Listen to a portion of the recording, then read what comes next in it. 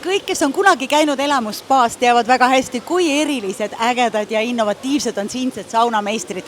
Aga tuleb välja, et nad üllatavad taas. Nimelt on toimunud 2 päeva jooksul siin elamusspaas sauna Herbal Cup Estonia 2026 võistlus. Millega tegu? No seda teab loomulikult Margit, elamusspa juht. Tere Margit, räägi, mis siin jälle toimub? Tere! Nende 2 päeva jooksul on tõesti toimunud esmakordselt Eestis sauna Herbal Cup ja selle läbiviijateks ongi siis elamusspa koostöös Läti spa ja sauna assotsiatsiooniga ja Tšehhi saunameistrite assotsiatsiooniga. No mina oma peaga mõtlen herbal, see tähendab midagi väga looduslikku, et mida siis see saunad siin tundnud ja näinud on? Jah, tänapäevases kiires maailmas, kus meil AI trügib peale, e-kaubandus trügib peale, inimestel on meeletult kiire, siis selle jaoks, et me ei unustaks neid mõnusaid looduse päris lõhnasid, erinevate maitsetaimede ja maitseainete lõhnasid, see tuuaksegi Herbal Cupi raames siis sauna.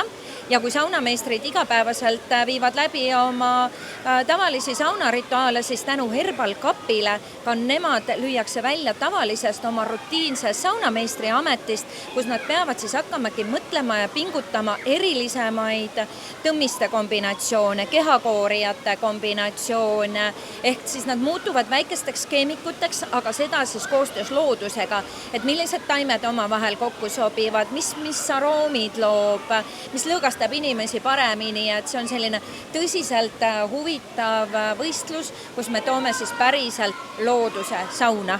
No esmakordselt Eestis tegelikult 3 aasta jooksul on selles võistluses osalenud juba 17 riiki, nüüd oleme meie ka nende seas ja žürii loomulikult nagu ikka on ju rahvusvaheline. On sinuni jõudnud kuuldused, mida siis see žürii arvab Eesti saunameistrite tasemest siiamaani? Nii nagu ikka, siis Eesti saunameistrite tase on väga kõrge, sest saunatraditsioon on meil ju aegade ammusest juba olemas ja kuna need saunameistrid, 5 saunameistrit siis osales käesoleval aastal võistlusel, et on näha, et nad on väga-väga palju pingutanud ja need saunarituaalid on olnud imelised nii kohtunike tagasisidest kui ka siis külaliste nägudest ja külaliste tagasisidest.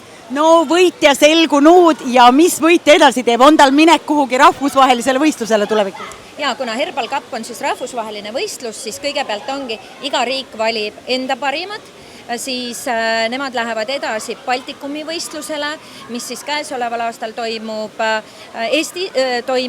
Lätis, aga aasta 2027 võistlust korraldab Eesti ja siis kui nüüd Lätis on selgunud siis parimad, siis need lähevad edasi Tšehhi, et maailma meistrivõistlused toimuvad siis igal aastal Tšehhis. No igal juhul kõik selline loodus ja looduse leotised ja igasugused rituaalid, ka minul oli võimalus mõnda proovida.